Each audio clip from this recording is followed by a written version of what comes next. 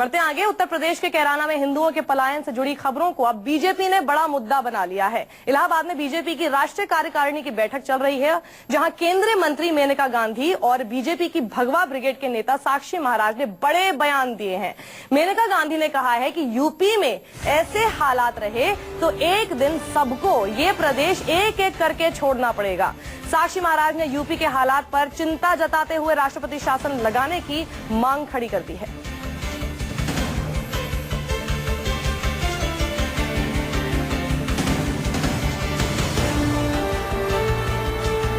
कैराना में ये सामने कैराना के मुद्दे पर केंद्रीय गृह राज्य मंत्री किरण रिजिजू ने कहा है कि इस पूरे मामले की जिम्मेदारी उत्तर प्रदेश की अखिलेश यादव सरकार को लेनी चाहिए। रिजिजू ने कहा है कि इससे ज्यादा दुर्भाग्यपूर्ण आखिर क्या होगा कि लोगों को अपनी जमीन छोड़कर जाना पड़ रहा है। आपको किरण रिजिजू का बयान सुनाएं, उससे पहले देखिए साक्षी महाराज का बड़ा बयान।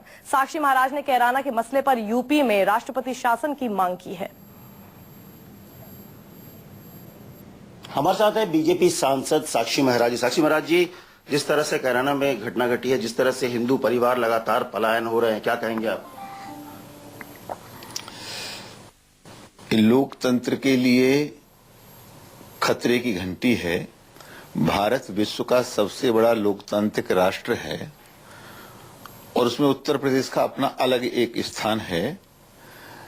मीडिया में आने से पहले इसकी जानकारी कैराना की मुझे हुई और कैराना के सांसद माननीय हुकुम सिंह जी और मैं दोनों इस चिंता को लेकर राजस्थान के गवर्नर माननीय कल्याण सिंह जी पास हम लोग गए थे कि स्थिति प्रदेश की बहुत खराब है, ऐसे में मार्गदर्शन करें क्या हो सकता है। तो हुकुम सिंह जी ने 346 पलायन किए हुए परिवारों की लिस्ट जारी की और वो बेहद दुखी दिखाई दे रहे थे।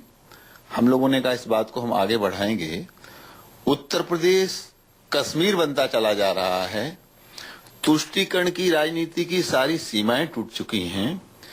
राजनेता राजनीति करने के लिए राष्ट्र को दांव पर लगा रहे हैं और प्रदेश को बर्बाद करने पर लगे हैं, चाहे कांग्रेस हो चाहे सपा हो। अखिलेश या सपा, जो वहाँ के स्थानीय प्रशासन है, इसके अलावा जो सरकार है, सपा है, वो कह रही है कि कोई डर की वजह से लोग नहीं भाग रहे हैं, वो वहाँ पर रोजगार की समस्या है, 10 तरह की बातें बता रहे हैं। लेकिन जिस तरह से लोग जा रहे हैं, ये उनकी दलील कितनी सही लग रही है आपको? मुझे लगता है कि अपने पाप छिपाने के लिए सपा इससे बढ़िया दलील कुछ और नहीं दे सकती। जहां 30% हिंदू था वहां 8% रह गया। 1, 2, 4 लोग नौकरी के लिए जा सकते हैं, लेकिन 346 परिवार, और बाकायदा वो लोग कह रहे हैं, दरवाजे पर लिखा है, जो कोई सर्विस के लिए जाएगा दरवाजे पे लिख थोड़ी जाएगा मेरा मकान बिकाऊ है। दरवाजों पर लिखा है कि मेरा मकान बिकाऊ है और लोग बता रहे हैं कि यहाँ पर जो चौथ वसूली है, यहाँ जो अपहरण है, यहाँ जो बलात्कार है, यहाँ जो गुंडागर्दी है, प्रशासन हमारी सुनता नहीं, कोई सुनने वाला नहीं है, तो लोग पलायन कर रहे हैं। क्या आप राष्ट्रपति शासन लागू करने के लिए कहेंगे कि सरकार केंद्र में आपकी है, वक्त आ गया है कि उत्तर प्रदेश में राष्ट्रपति शासन लागू किया जाए, सरकार को बर्खास्त किया जाए, अखिलेश सरकार को?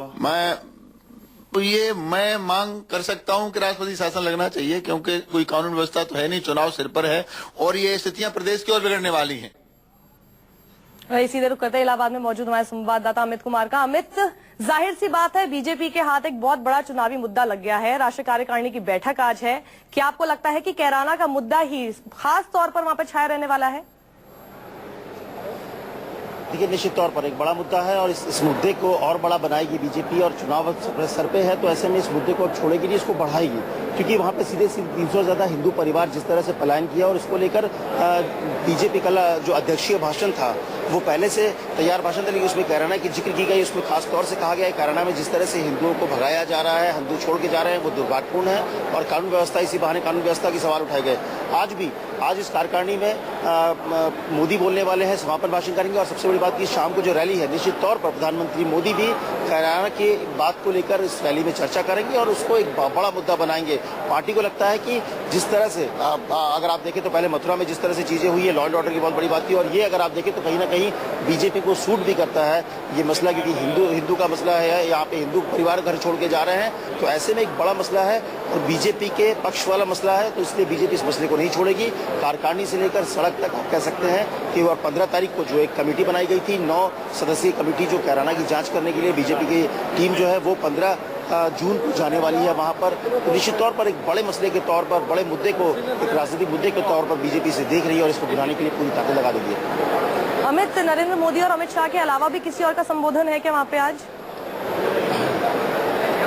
नहीं, देखिए, एक पॉलिटिकल रेजोल्यूशन है, इसके अलावा विदेशी मामले को लेकर रेजोल्यूशन है और करीब 12:30 बजे गडकरी जो केंद्रीय मंत्री उनका प्रेस कॉन्फ्रेंस है, लेकिन सबसे अहम जो है करीब 2:30 बजे के आसपास अध्यक्ष अमित शाह कंक्लूड करेंगे और इसके बाद फिर नरेंद्र मोदी 3:15 बजे कार्यकारिणी को संबोधित करेंगे और निश्चित तौर पर वो जो संबोधन होगा वो पूरी तरह से पॉलिटिकल संबोधन होगा और लगभग वही बातें जो वो कार्यकारिणी में कहेंगे वो 5 बजे यहाँ के परेड ग्राउंड, इलाहाबाद के परेड ग्राउंड में आप कह सकते हैं कि यूपी चुनाव के जो शंखनाद है वो परेड ग्राउंड से होगा। उसमें वो तमाम मसले होंगे जो आपको एक तरह से यूपी चुनाव को लेकर जो बीजेपी का रोड मैप है या जो चुनावी मुद्दे हैं उसकी रूपरेखा एक तरह से नरेंद्र मोदी सामने रखेंगे और उनके निशाने पर निश्चित तौर पर जो है राष्ट्रीय कार्यकारिणी की बैठक से शुरू होगा और फिर उसके बाद मैदान तक पहुंचता हुआ हमें दिखाई देने वाला है। आज बहुत बहुत शुक्रिया अमित, इस पूरी जानकारी के लिए आपका।